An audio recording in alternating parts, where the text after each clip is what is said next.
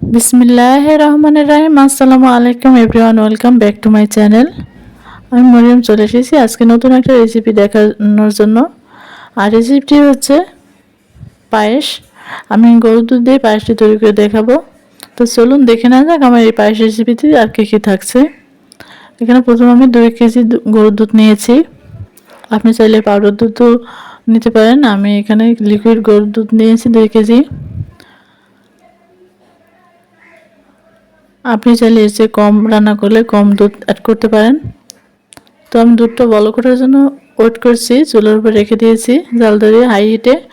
আর এপাশে আমি লাগছে পোলাও চাল, এজন্য আমি পোলাও চাল ধুয়ে দেব। পোলাও চালটা আমি 2 কাপ পরিমাণ পোলাও চাল নিয়েছি। এখানে চালটা ধুয়ে আমি পানি দিয়ে সেদ্ধ করতে বসিয়ে দিয়েছি। যে ভাত ফোটানোর জন্য এটা আমি সেদ্ধ করব, যতটুকু পানি লাগবে ততটুকু দিয়ে ভাত ফুটাবো চালটা থেকে। তো এখন ভাতটা ফুটানো হয়ে গেছে, দেখতেই পাচ্ছেন একদম ভাতটা ঝরঝরে ফুটে উঠেছে। পানিটা সম্পূর্ণ শুকিয়ে নিয়েছি। এই পর্যায়ে এখন আমি এটা এক সাইড করে রেখে দিচ্ছি আর চলে যাচ্ছি চুলায়। দুধ গরম করতে দিয়ে দিয়েছিলাম সেখানে। তো চুলার দুধটা গরম হয়ে উঠে বলক উঠে গেছে। তো এখন অন্য অন্য উপকরণগুলো অ্যাড করব। এভাবে পায়েস রান্নলে খুব দারুণ হবে খেতে। দিয়ে দিচ্ছি বাদামটা টেলে আমি খোসা ছাড়িয়ে নিয়েছি। আর দিয়ে দিচ্ছি গরম মশলা, ঝাল এলাচ। তো এরপর এটা দিয়ে আমি কতক্ষণ নেড়ে নেব। আর দিয়ে দিচ্ছি কিশমিশ।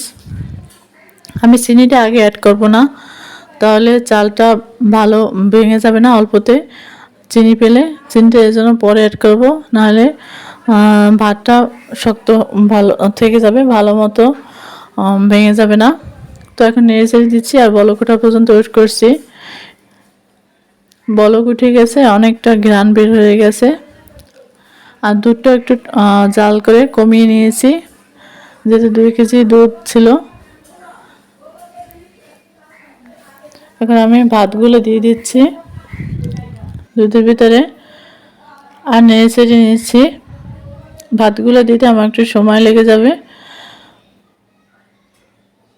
তো আমি অল্প অল্প করে তুলে ভাতগুলো দিয়ে নেড়ে চেড়ে নিচ্ছি, যাতে করে কোনো দলা পেকে না থাকে। আপনারা এভাবে বাসায় করে ট্রাই করে দেখবেন এবং অবশ্যই ভালো লাগবে। আর ভিডিওটি ভালো লাগলে অবশ্যই একটা লাইক দেবেন আর সাবস্ক্রাইব করে চ্যানেলের সাথে থাকবেন। আর হ্যাঁ, কমেন্ট এবং শেয়ার করতে ভুলবেন না। আপনি যদি আমার চ্যানেলে নতুন হয়ে থাকেন তাহলে এখনই সামনে থাকা বেল আইকনটি বাজিয়ে দিন, সাবস্ক্রাইব করে, যাতে সবার আগে আপনি নোটিফিকেশনটি পেয়ে যান। আরও নিত্য নতুন ভিডিও দেখতে হলে আপনি আমার চ্যানেলটি ভিজিট করতে পারেন। আশা করি আপনাদের ভালো লাগবে। তো এখন সম্পূর্ণ নেড়ে চেড়ে দিচ্ছি আর বলক ওঠা পর্যন্ত ওয়েট করছি। ঢাকা দিয়ে রেখে দিয়েছিলাম 5 মিনিটের জন্য। এখন বলক উঠে গেছে। আমি এই পর্যায়ে অনেকটা দুধ এখনও রয়েছে, আমি এই পর্যায়ে নেড়ে চেড়ে আরও একটু ঘনত্ব তৈরি করে নেব। ঠান্ডা হলে আরও ঘন তৈরি হবে, তারপরেও একটু বেশি ঘনত্ব তৈরি করার জন্য আরও একটু জাল করতে হবে। অনেকটাই দুধ রয়ে গেছে, তো আর একটু দুধটা জাল করে কমিয়ে নিচ্ছি। আর পায়েস রান্নার ক্ষেত্রে একটু বেশি বেশি নাড়াচাড়া করতে হয়, না হলে নিচ থেকে লেগে যাবে, স্বাদটা ভালো আসবে না। তো আমি 5 মিনিট পরে আবার ফিরে আসলাম, অনেকটা ঘন হয়ে গেছে। এখন এই পর্যায়ে আমি দিয়ে দিচ্ছি চিনি। এই বাটির 1 বাটি পরিমাণ দিয়েছি, আরও লাগলে আবারও পরে অ্যাড করব।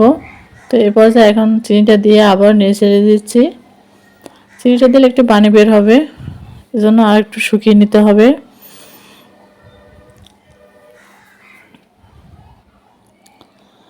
অনবরত নাড়তে থাকতে হবে যাতে নিচ থেকে লেগে না যায়, যেহেতু অনেকটা ঘনত্ব তৈরি হয়ে গেছে।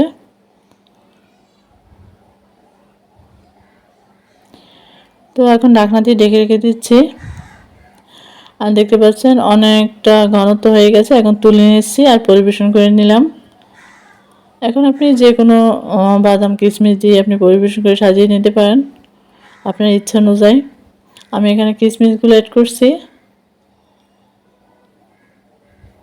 আর চেরি ফল দিয়ে সাজিয়ে দিচ্ছি আজকের রেসিপিটা। অবশ্যই আপনাদের ভালো লেগেছে। ভালো লাগলে লাইক, কমেন্ট, শেয়ার, সাবস্ক্রাইব করতে ভুলবেন না। দেখা হবে অন্য কোনো রেসিপিতে। ততক্ষণ সবাই ভালো থাকবেন, আমার জন্য দোয়া করবেন যেন নিত্য নতুন ভিডিও আপলোড দিতে পারি। আজকের মতো বিদায় নিচ্ছি। আল্লাহ হাফেজ।